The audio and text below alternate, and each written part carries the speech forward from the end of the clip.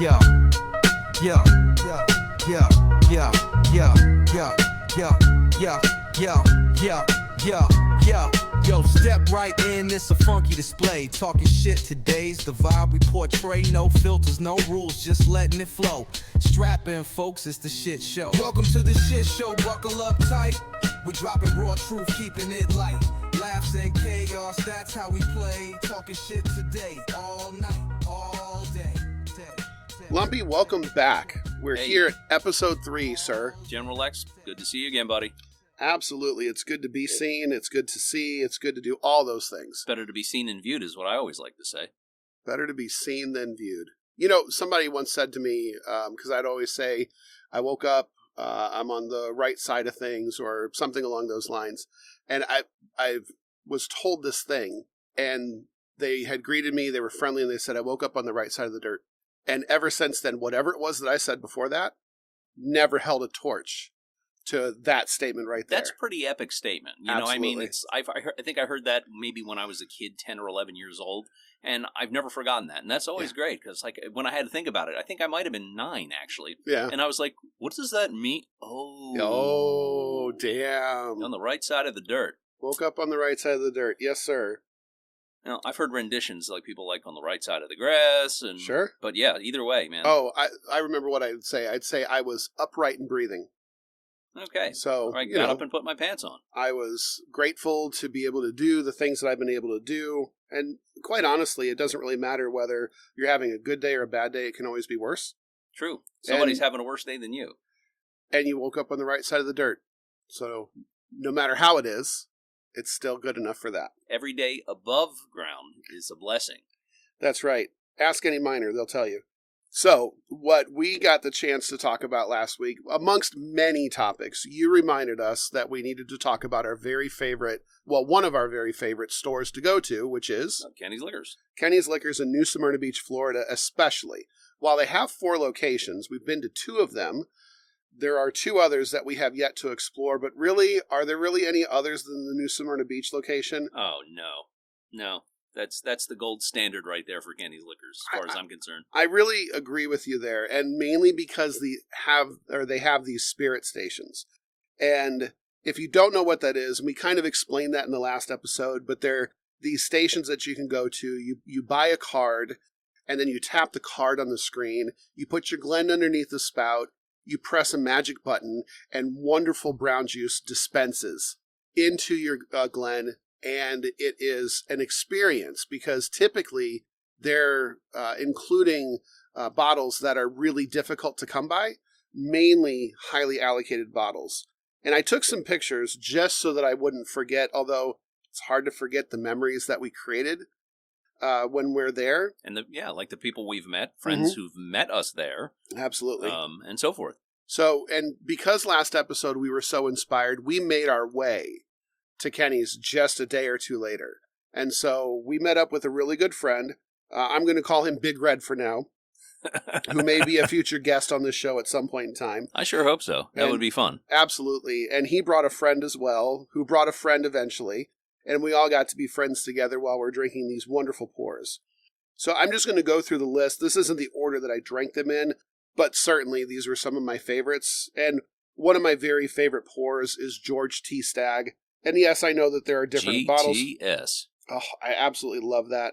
So this one clocked in at 116.9 proof. It is uncut, unfiltered. To me, GTS is the big boy standard for what that kind of bourbon should taste like. I really, really enjoy that. Well, it's definitely a tasty bottle for sure. Oh, for sure. I also got the chance to try for the first time. Now, you know that I'm a big Eagle Rare 10-year fan. Oh, yeah. I have enjoyed it. Every chance I've gotten to get some. I have a couple bottles that I've bought at MSRP, which I'm really happy to say that I got them at MSRP, because the first bottle of that I didn't get at MSRP.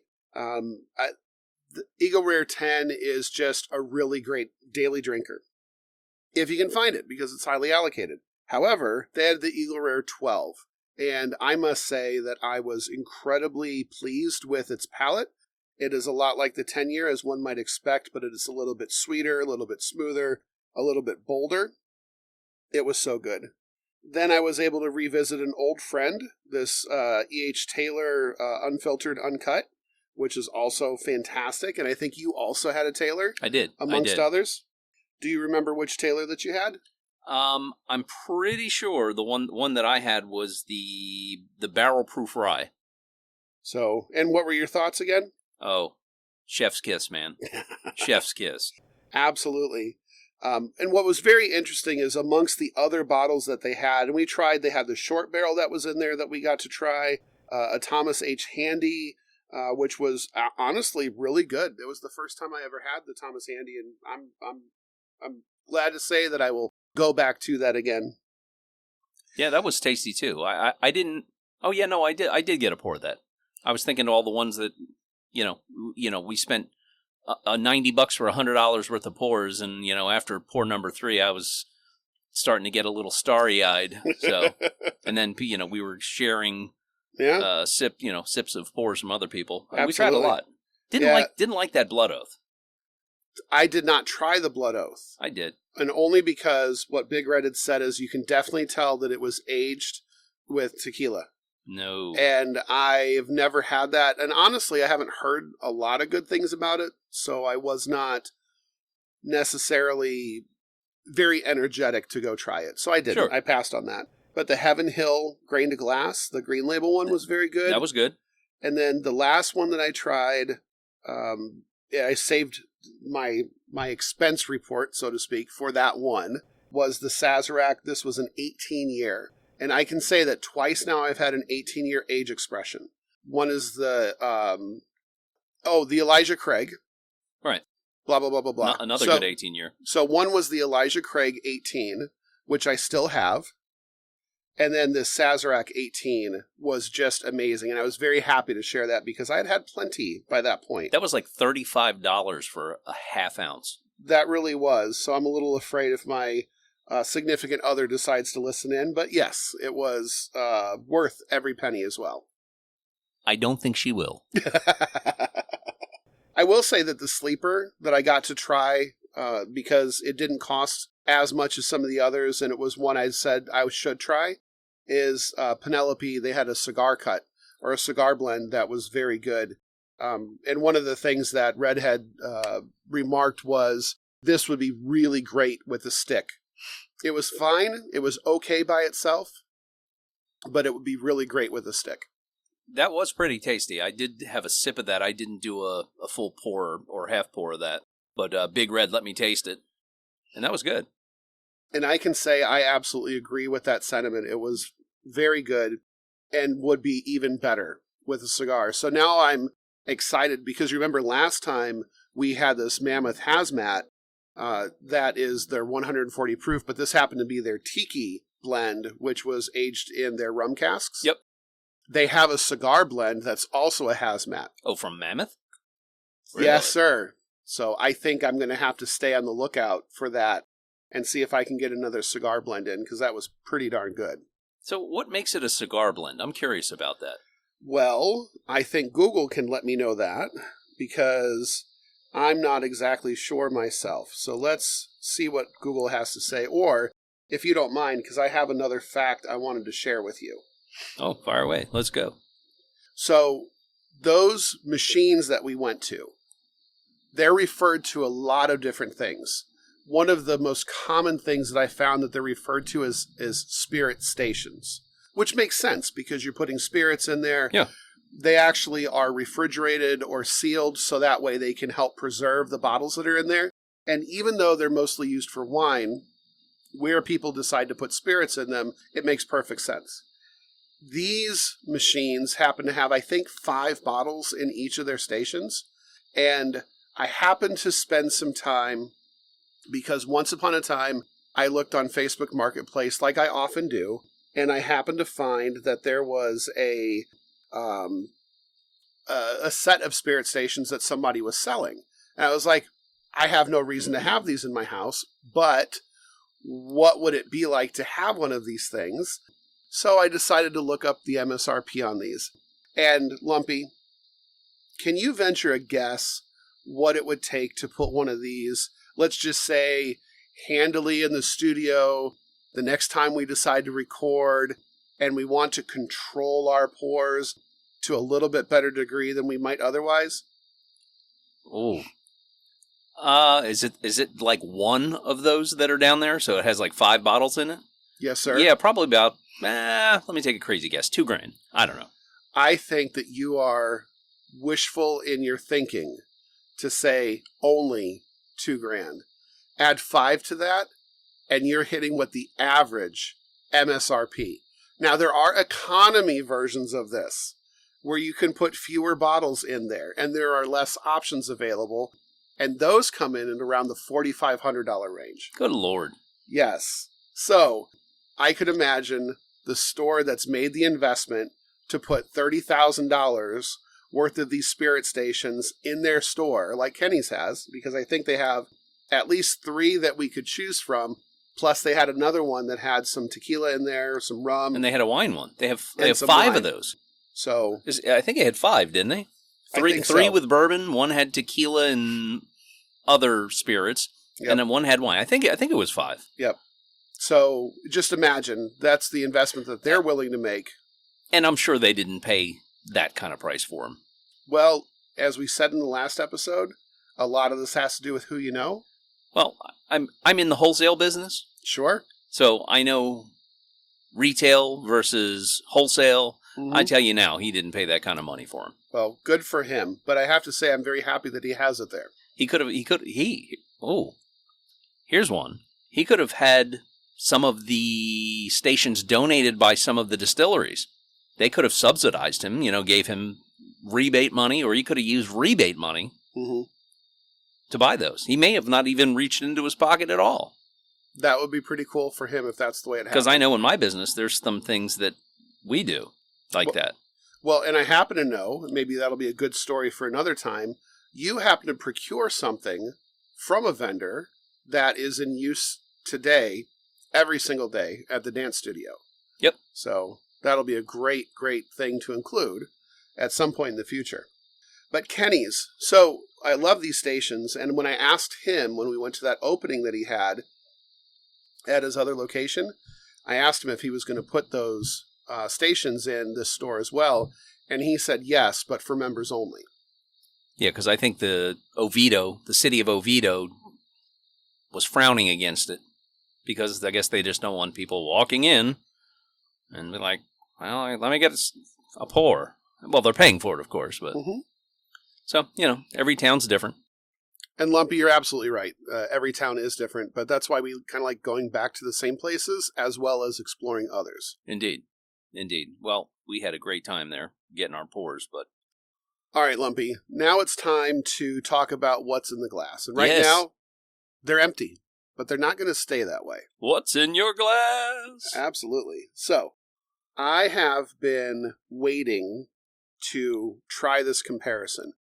Knob Creek is a staple for a lot of places. Oh, yeah. Knob Creek's been around since the middle 90s or early 90s. And matter of fact, I have some facts and figures I would like to share. But today, we are going to try Knob Creek 9-year, which I think anybody that's had Knob Creek probably has had the 9-year because it's their flagship. Knob Creek is very easily available, and did you know that they also have a 12, 15, and 18-year expression? I do know that. So, what did I bring today? A 12-year expression and a 9-year expression. Very nice. So, I thought it would be fun for us to go ahead and try each and just compare some notes. They both clock in at 100 proof. They both have a very similar mash bill. So, in all instances, they're the same, except for their age statement. So, just a little, if I can interject here, X. So, for those who don't know, Knob Creek is produced at the Beam Suntory Distillery, at the Jim Beam Distillery in Claremont, Kentucky. That's right. So, it's a brand that was launched in 1992 as part of Jim Beam's small batch bourbon collection. That's right. And it's named after a creek that flows through the childhood home of President Abraham Lincoln. Yep. Just a little history. So And something fun to listen to while you're enjoying that. For those of you that like Bookers, like we do, is also a James R. Beam product. Oh, excuse me. And made from Booker No, who was a legendary master distiller for the James R. Beam Company. While there are several different variants of it, we have two of them today, which is the 9 and the 12 year. So, I'm going to fresh crack the 9 year first. Oh, whoa! All over you. I love that. All right, and I've got two different glasses here, and we're going to give them some decent small pours. Maybe not our usual 2-finger. Oh. And let me hand it over to you, Lumpy. Thank you, sir. And I'm going to put the cork back on that one and set that over there. And let's go for the ching we'll ching. nose it. That was a good clink. Good Indeed. pop. So this one is right off the rip. Right off the rip has a fantastic nose. It's very sweet. I hate to say this, a very sugary, almost cotton candy. Then again, that's my palate. It's not cotton candy, folks. Don't beat me up over that one. You know, everything's subjective. Well, let me provide for you the flavor profile that's written about. It's known for its rich, full-bodied, flavored. Knob Creek typically offers strong notes of vanilla, caramel, or caramel, depending on how you say it. Not sugar. Oak, and a little bit of nutty undertones It's with a little bit warm, nutty. lingering finish. So this is the 9 year. I'm going to go in for a taste. Let me know what you think. There he goes. And what's your take on it? One more. Of course, I have to look and see how this sits on the Glen as well. And again, we're hovering around 100 proof, right, on these? It's right at 100 proof, yeah. Both of these are 12 and the 9 and the 12. Mm-hmm. For me, it's a little weak. Then again, we did just come off of re-sipping a hazmat, so we are taking 3 steps down, 5 steps down. I don't know. We did try to cleanse our palates beforehand, but it was... So my take on the 9 year, it is... See, I can taste the 100 proof. Indeed. It's got a little bit of spice to it. The vanilla is there. I don't know if it's forward. The oak is definitely there. Oh, yeah. I can get absolutely taste the oak. And at a 9 year statement, whereas a lot of the similarly priced bourbons that you can get a hold of could be, because I think the 9 year, if you spend $40 on it, you're spending a lot. So somewhere between $30 and $40 for that bottle. And as a 9 year age statement, you can buy other bottles at the same price that are 6 year age statements. So I think it's pretty good. Definitely an easy drinker. You could mix it if you wanted to, although I don't mix my bourbon. I always drink it straight. As I do. So, and most of the time I drink it neat. So that was, I'd say, a pretty darn good pour. A very short finish. I wouldn't say it's got a long finish. I agree. No. And I'm going to grab another small sip. And I can see where you're coming from as far as the weakness of it. But even at 100 proof, I can feel a little bit more in the back of my throat on this one than on the front side. So I think that's probably has to do with that. It's a little bit higher proof than your normal drinker at the same price point, which is around 90 proof. Right. And now I would like to open up this 12-year bottle, which quite honestly was very modestly priced. For a 12-year age statement, I was very pleased to find this at the price that it was. Uh-huh. And I have had other bottles at a similar or higher age statement that cost a heck of a lot more than what this did. So, very, very happy for that. Well, I'm trying to read. I just realized there's etching on the bottom of the glass that's backwards. Maybe I should read it. So you can see it from the bottom of the glass. There you go. The Glen Cairn glass. Did you ever notice that? No. This is the Dave's one. Yeah. And it says the Glen Cairn glass. It's hard to do that when you have bourbon in it. Yes. Well, actually, if you're looking into the glass, I'm curious because now I'm going to look into the fucking glass once. Sure enough. Sure enough. Well, when I get my laser engraver, I'll be doing those things too. Sure enough. All right, you ready? I am. Okay, so now we're going to transition from the 9-year, which honestly, and I'm not one for point scales, but if I was going to rate that out of 10, I'd give it a solid 7 out of 10. So easy enough to drink, very accessible, especially for the price. 9-year is super accessible. You can find it on every single shelf you see. You're not going to spend more than $40 on it most of the time. And let me add this though. But wait, there's more. Because the 9-year is kind of the flagship of this small batch approach, and I put air quotes around that, for Knob Creek. And I think that'll be a great topic for another discussion, because the whole idea of small batch is kind of not controversial, but it lacks the same kind of definition that I talked about last episode, where the single malt has a very specific definition to it. Mm-hmm. Small batch does not have the same kind of definition to it. So anyway, the Knob Creek 9 for me is an easy 7, maybe even an 8 out of 10, because of its accessibility, its price point, and the general flavor profile that it has. I'm going to go ahead and crack this 12-year. Please do. And please do. Actually, the 9-year cracked a little bit better. Oh. There you go. Lumpy cracks even better than that. How about that? And there you go, sir. Thank you, sir. And while I get the cork on this, tell me what you think of this now Knob Creek 12-year. So one of the things I read about the 9-year, because it's so widely available, is that stores will very frequently use it as a store pick. And when you get a single barrel of this Knob Creek 9-year, almost all of them are different. And because somebody had a hand in picking something with a slightly different flavor profile, you have the opportunity to have something unique every single time you grab a store pick of a Knob Creek 9-year. So I just took my first sip of that 12. Yes, sir. That is a whole lot better. I can say on the nose, it is smoother. Indeed. All the same notes. Oh, yeah. I can honestly smell all the same things that I did on the 9. Agreed. Less tannic, if that makes sense on the nose.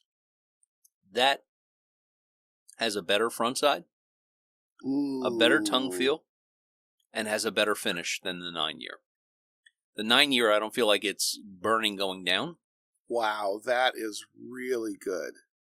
Big difference. Big difference. That is a night and day difference. Huge difference between the 12 and the 9. Same proof, same juice. That is fantastic. Remember that from our first venture? Oh, yeah. Yep, that was Kenny's, all right. I think that Knob Creek I had was a single barrel. Oh, okay. It was 120 proof, and it was fucking tasty. So that 12-year is really, really smooth. It's very tasty. I would say that it has a lot of the same notes that the 9-year has, except that the smoothness that's there. Yes. And the finish, I think the finish is a little bit longer. It stays on the palate a little bit longer, and it does not burn as much as the 9-year does. It really smooths out. Much smoother. Yes. Better flavor profile, too. It's, again, it's the funny thing is it's probably the same distillate. Mm-hmm. It's just the age. It's the aging. I had to guess. If I had to guess, sorry. I am very happy that I have this 12-year. The 9-year is good.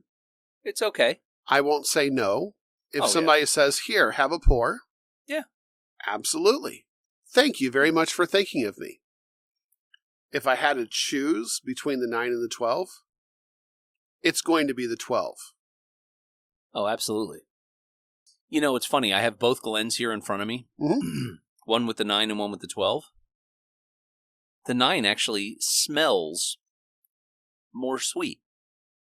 I think that it's got a stronger nose than the 12-year. But the 12 has a better overall profile. Mm-hmm. I absolutely agree with that.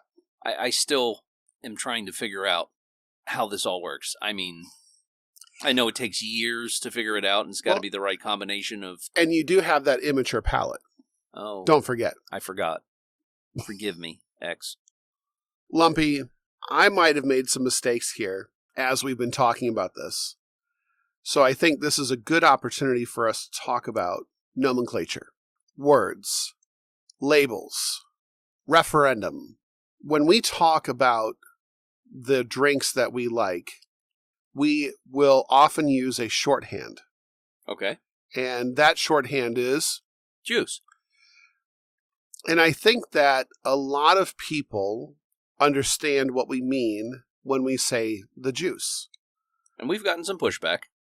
Well, maybe that's not the right word. Maybe, what do we call that? We've gotten some... feedback. Okay. Yeah. Advice. There we go. Advice. I like that. So what I would say is we've heard from people who prefer to take a more pure stance when you are describing the liquid that is in your glass. Sure. And so when some people are talking about their spirits, they like to refer to it, if they're speaking generally, as spirits or whiskey, because bourbon, rye, and whiskey are all really whiskeys, just of different kinds. Single different malts, places, they're all whiskeys, right? Sure.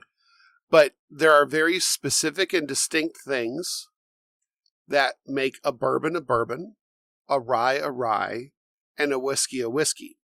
A single malt. Small batch, which I think is a really good discussion to get into later, has a bit of a looser definition, but clearly there are distinct terms for these things. Indeed. Well, yeah. I mean, that's... Okay, let's dive in. Sure. So, do you think it is okay to use shorthand while we, who very much are hobbyists and enthusiasts in this world of bourbon, when we use the shorthand of our brown juice or the juice in the glass, or when we call it outright, this bourbon we like, this rye that we like, this whiskey that we like, what are your thoughts? Well, I think that based on some of the feedback that we got, we've had people that basically have said that we were basic. Sure. And, okay, I understand that. They're balls deep into their bourbon journey. Sure. We're new.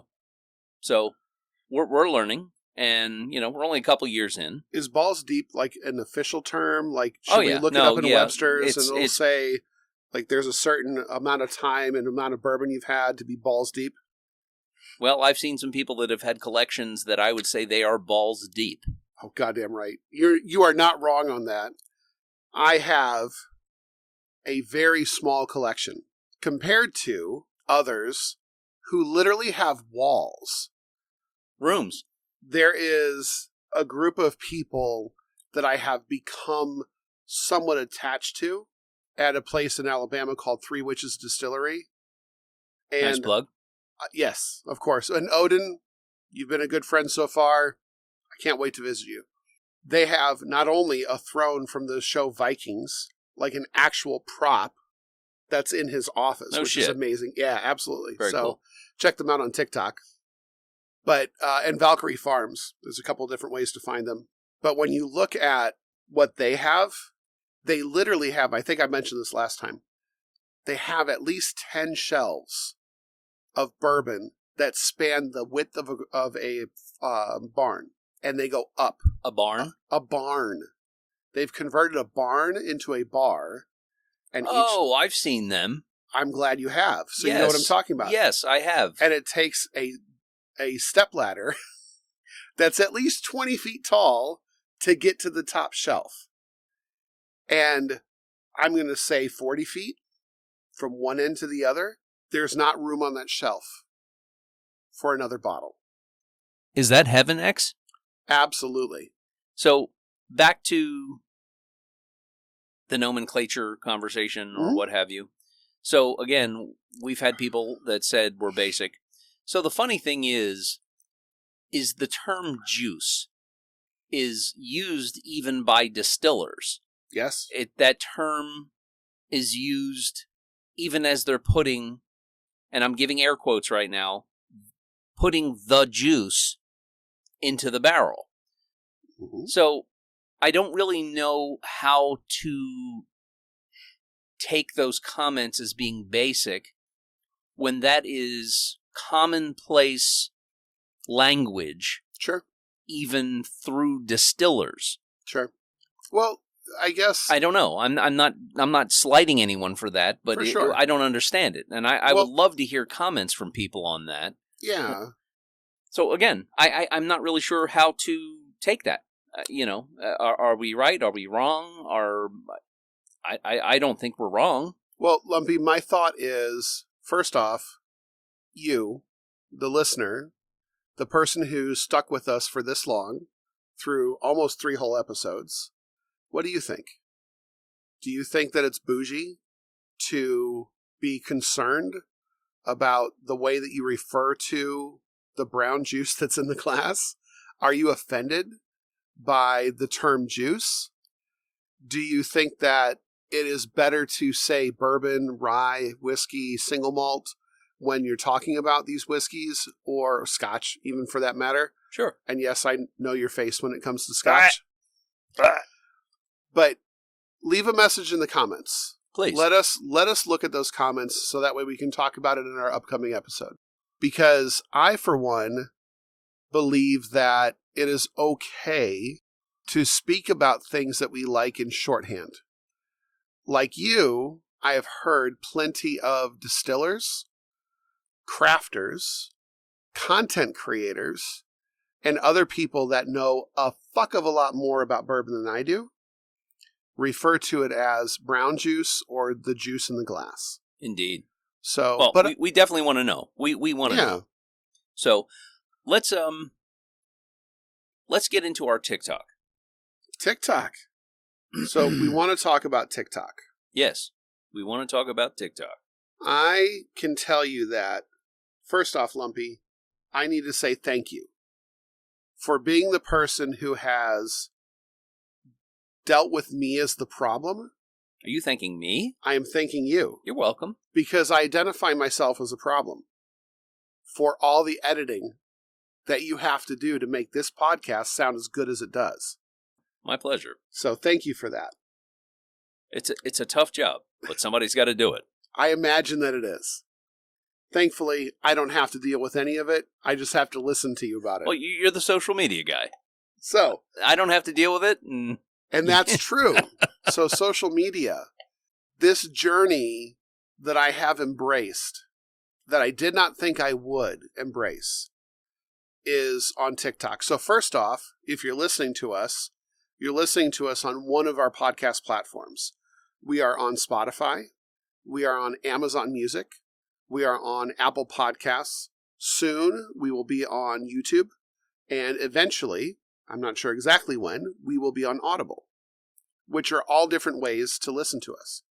We will make it onto all of the podcast platforms that don't cost us anything to distribute.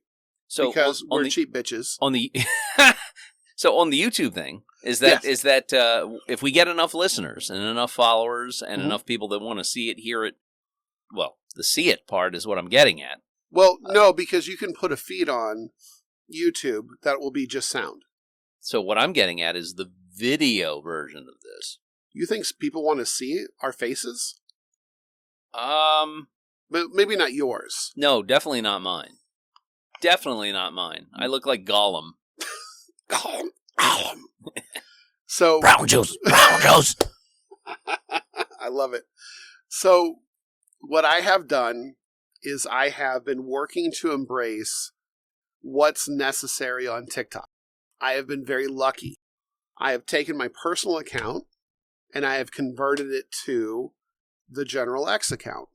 So in case you don't already know, my name is not actually General X. No way. Believe it or not, we came upon the pseudonym because AI fucked up in a really funny way, and we just embraced General X. I think we talked about that when we first introduced ourselves, but I still think that's funny every day. So, and Lumpy, that's a play on your actual name. Well, I've been Lumpy for, 30 years. There you go. So just to give you that background, since we're going to dive into it, we'll make this real quick. Yeah.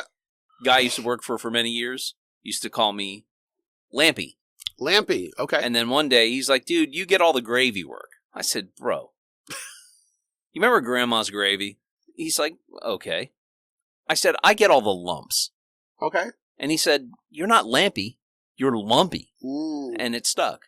And here I am 30 years later, and most of my colleagues, and that's across the country, hundreds of people that I work with know me as Lumpy. They called my place of business. They're like, can I speak to Lumpy? And everybody knows. Everybody knows who Lumpy is. That really is awesome. It is. So, while I'm still introducing people to me as General X.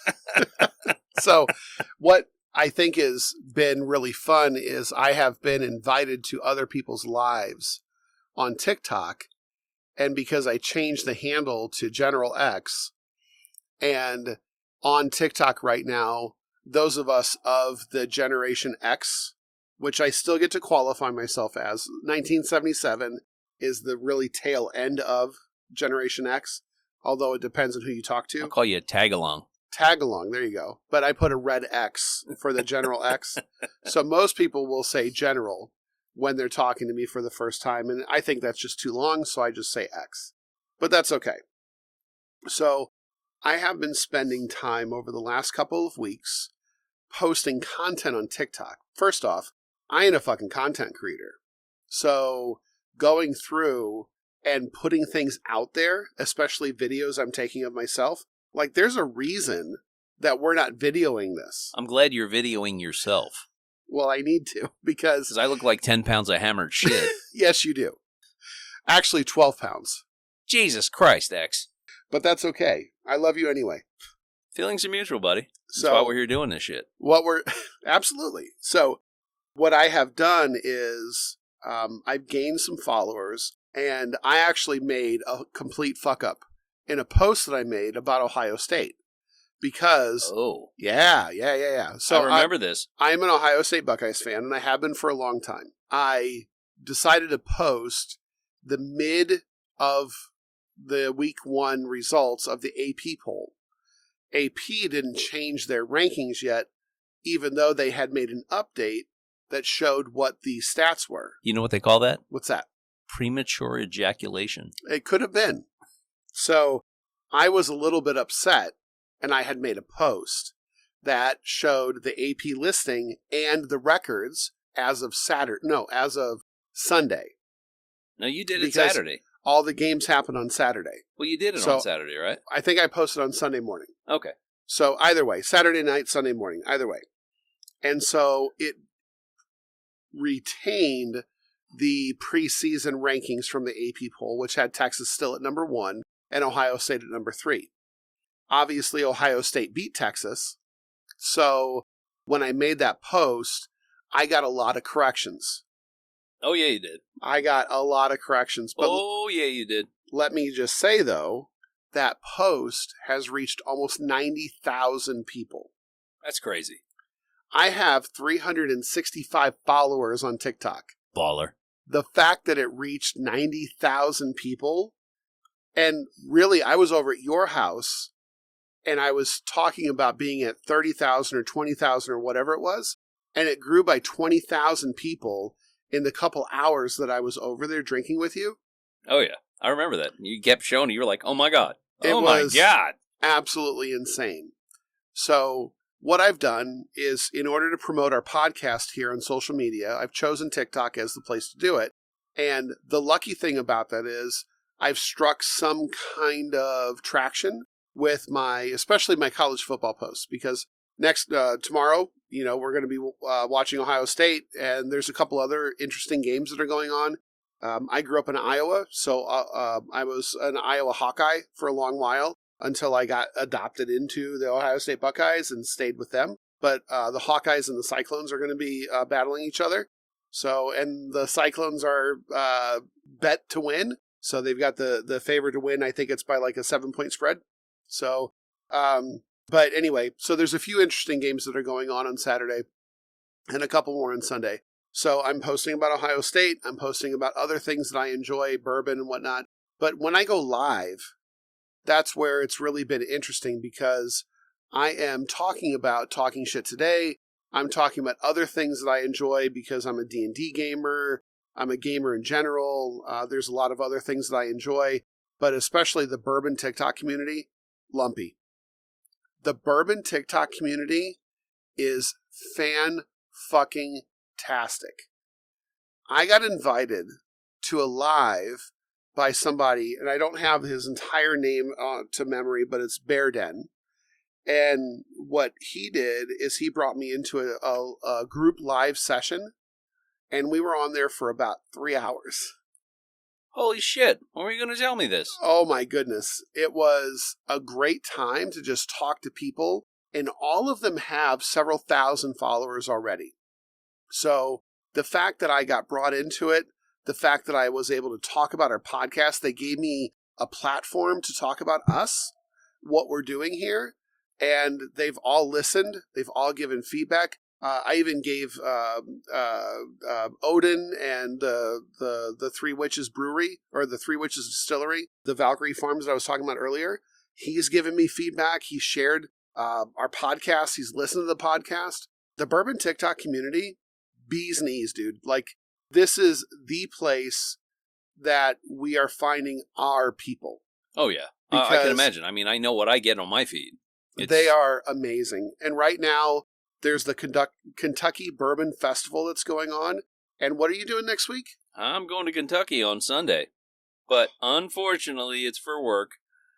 And I will not have time to partake in the festivities. But what could you walk to if you really wanted to? I don't know yet.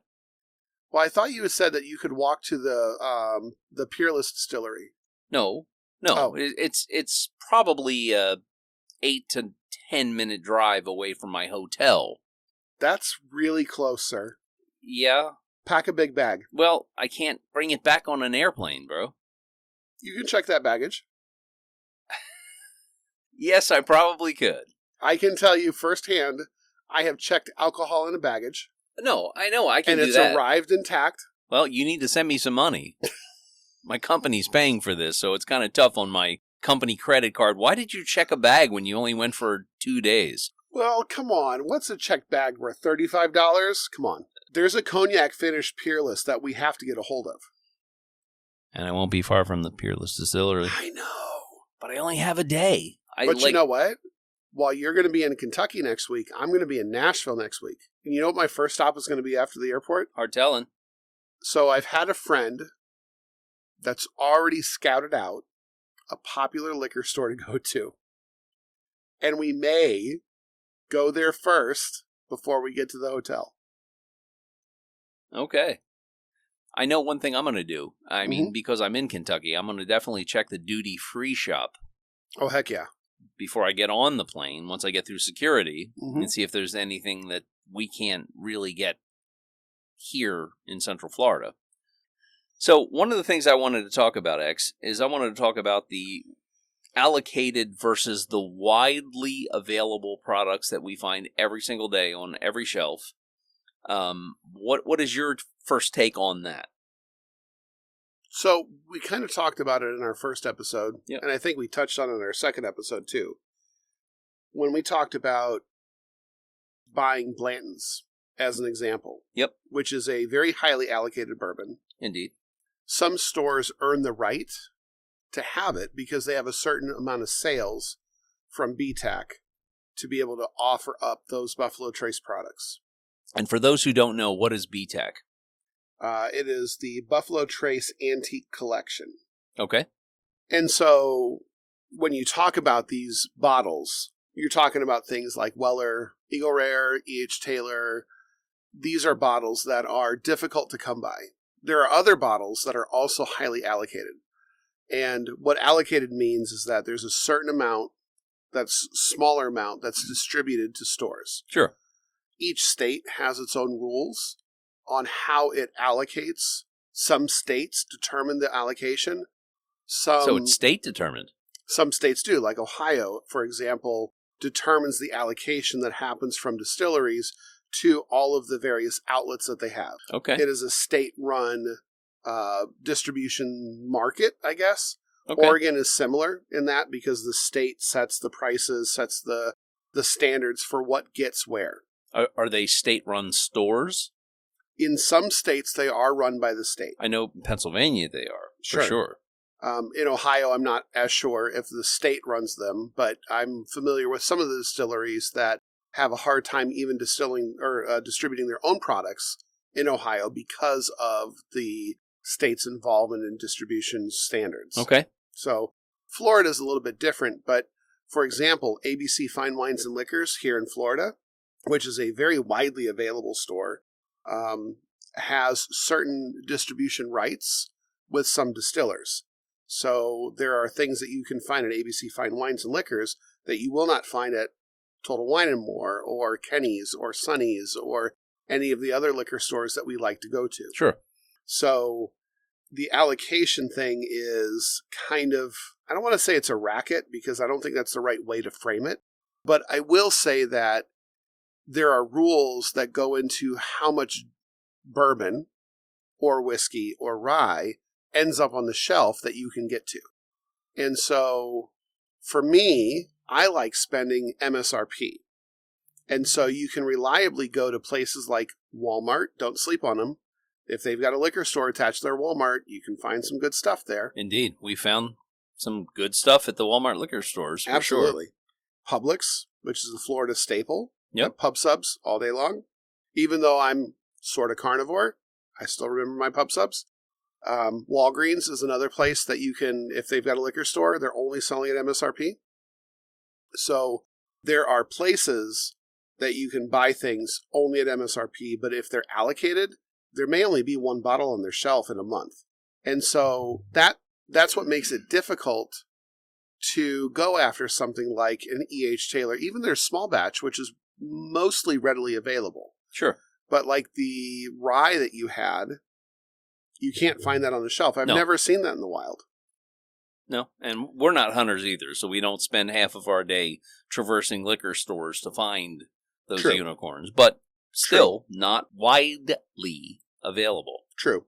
So I think that one of the things that I have come to recognize about bourbon in general, and yes, it's true for whiskey, yes, it's true for rye, bourbon in general, though, there are literally thousands of different kinds of bourbon and rye and whiskey that are out there that are really, really fucking good. Example. My mom asked me last year what I wanted for my birthday. I'm at an age now where the things I might ask for my birthday are very specialized. I'm doing okay in life. So there's not a lot of things that I would want that are frivolous for my birthday.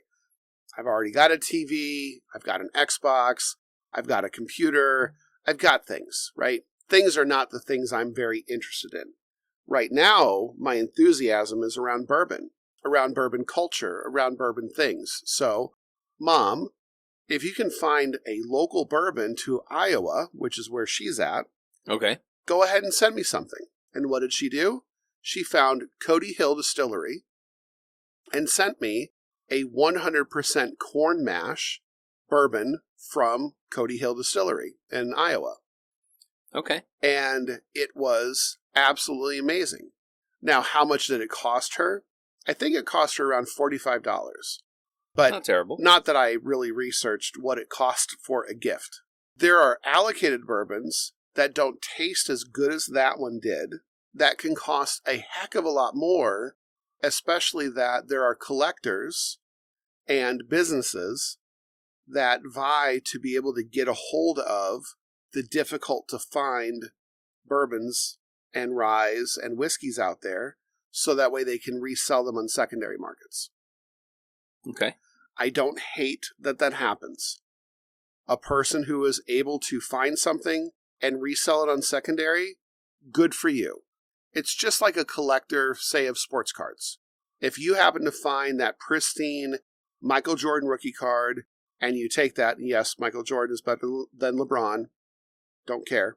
If you're able to find that Jordan rookie card and let's say you got it for $50 and you sell it for $500, good for you. I won't buy it, but good for you. I'm happy for you. If you're able to find that bottle of bourbon that I would like, but you're going to sell it for a lot more than I want to buy it for, not interested. Good for you. Not for me, but I'm really happy for you. But what I would say to people is, you do not need to spend allocation money, especially in the secondary market, and still get good bourbon. Sure, I agree. There are maybe only a handful of, say, local distilleries around us. We'll talk about that another time.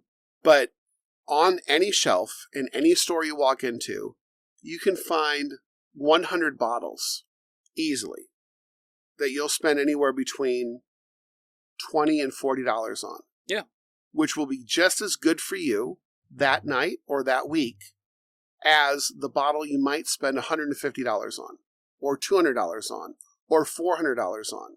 Unless it's got a really slick age statement, unless it's got a really slick mash bill, something that was really cool about it, you don't necessarily, in my humble opinion, with my immature palate, you don't necessarily need to spend that kind of cash to go and enjoy yourself. Well, you know, the interesting thing is people, how do I say this? And I want to try to do this as respectfully as possible.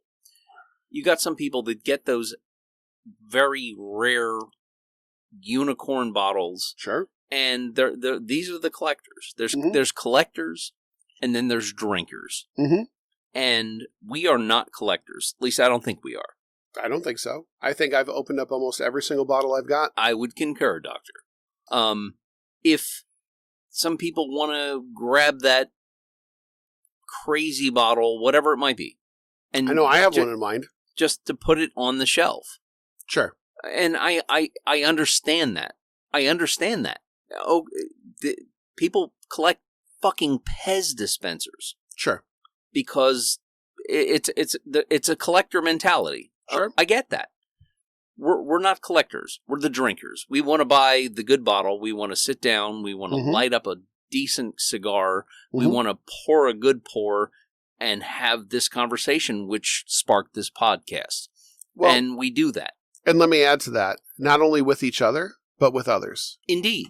Because I don't want to tuck it in a closet and hide it away. Sure. Till the end of time when I die, that my kids will be like, what the fuck is that? Right. If I accidentally have dust on a bottle, I'll probably look back and say, my goodness. Now, I will open that like 10 years ago. Right. Absolutely. So I have a bottle. It doesn't get better in the bottle. So you're right. Completely. I do have one bottle that I have not opened yet. And I might have a couple that I haven't opened yet, only because I haven't gotten to them. It's not scotch, is it? No, I've opened my scotch. Oh, thank Jesus. But there is a bottle of something called Dragon's Milk. And it is a 50-year anniversary for D&D. A very specific bourbon that was made for that. Okay. And because, while we haven't talked about it a great deal, I am a big fan of tabletop role-playing games. I am a person who really enjoyed playing Dungeons & Dragons. And I am lucky enough that even in my adult life, I get to play it frequently. So, but what I don't get to do is I don't get to play it with my friends in person. So what I'm planning on doing is when I do get that chance to have us all together, I will bring that bottle and I will crack that bottle at the table when we play. And the coolest thing is it has a red dragon pour spout. I've seen that. That's pretty awesome. Yeah, that I get to put into the bottle and then pour out from. So that one has kind of a theme, but everything else, I kind of feel obligated to open. Is that a bourbon? It is. Oh, that's right. Yeah, it is. And it's out of Michigan. Okay, right on. Yep, and there's a distillery that made it specifically for the 50th anniversary for D&D. So, of course I had to buy it. Didn't really have a choice. Nerd. I was compelled. Nerd alert. Absolutely. Right on. I wear that badge proudly. As far as the allocated versus freely available, let me just say to anybody who is just getting into bourbon, first off, don't. It's not a hobby you want to spend your money on. If you decided to go anyway, despite our warnings about bourbon, don't feel like you have to find the allocated bottles. It's neat to find something that's hard to get. I'll admit that. But it is absolutely not necessary to get something that's hard to get to enjoy yourself. And if collecting is your thing, by all means, rock on, man. Rock out with your cock out. Go find that bottle. That's not us. Well, and I'm sorry. Go ahead, X. I was just going to say, one of the people that we met the first time that we went to Kenny's, this person is absolutely a hunter. And I'm glad to know him because he has turned me on to different drops that have happened where I've been able to get good bottles that are allocated at MSRP. Right on. But he also has an immaculate collection and is connected with people that have an even more immaculate collection in which they have gotten together without me, which I'm sad, and shared a bottle of JD 1-4. A bottle I have yet to get that I would love to have. So anybody out there, by the way, General X and Lumpy would love to have some JD 14, and we will give you all the credit for having shared that with us. Or a bottle of JD Coy Hill. I've had Coy Hill.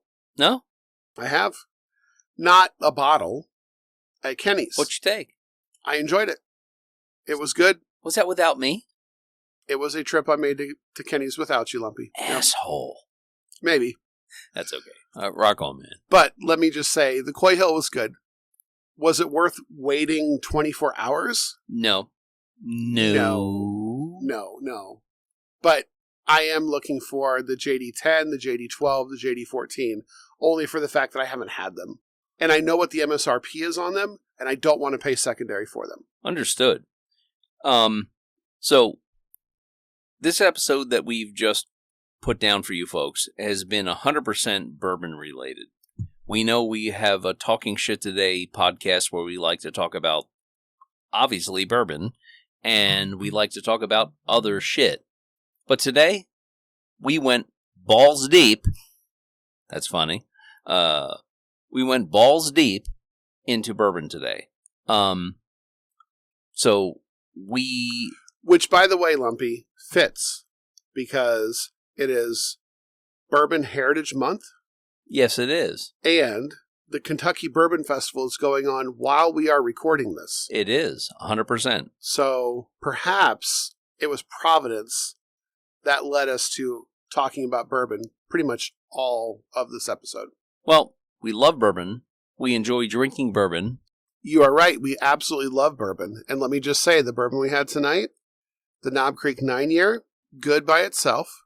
The Knob Creek 12-year, much better. Absolutely. And matter of fact, I went in for a second pour, and I'm not disappointed.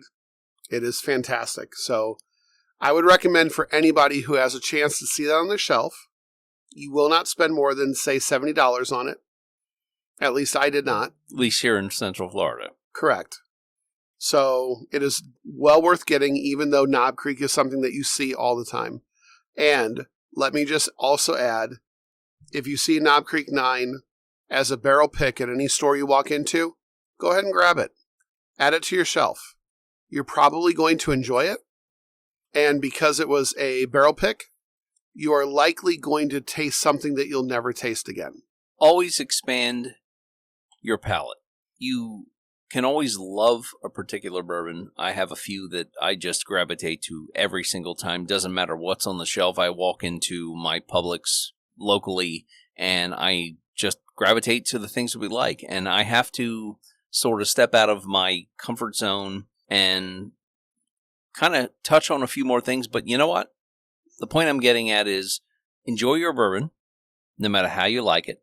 No one's going to be mad at you because you put ice. No one's going to be mad that you have a mixer. No one's going to be mad at you. You drink how you like to drink. And Lumpy, in closing, I just have to say this. Please. The best juice is what you like. Folks, we thank you for joining us for episode 3. It's been an absolute pleasure. We hope you'll be here to hang out with us on episode 4. And we'll try not to be so bourbon-esque next time around. But bourbon is part of our culture. Bourbon is part of what we do. Mm-hmm. Bourbon is part of what made this podcast this podcast. Thank you for being here today. Yep. And next, got anything you want to close with? I would just say this, that I've enjoyed my time with you. Indeed. Likewise. Sitting here, recording this bullshit that we get to talk about. I really enjoy talking shit with Lumpy. I'm X. I'm Lumpy. And we're out. Peace. Lumpy and X, bring the heat. Hey, yo, thanks for talking shit with Lumpy and X. Dropping truths and making you reflect. We out like a jammer, smooth and slow. See you next time where the convos glow. Words in the air as the beat fades out. Lumpy and X, that's what we're about. So keep it locked till the very last say. Thanks for talking shit, we out today.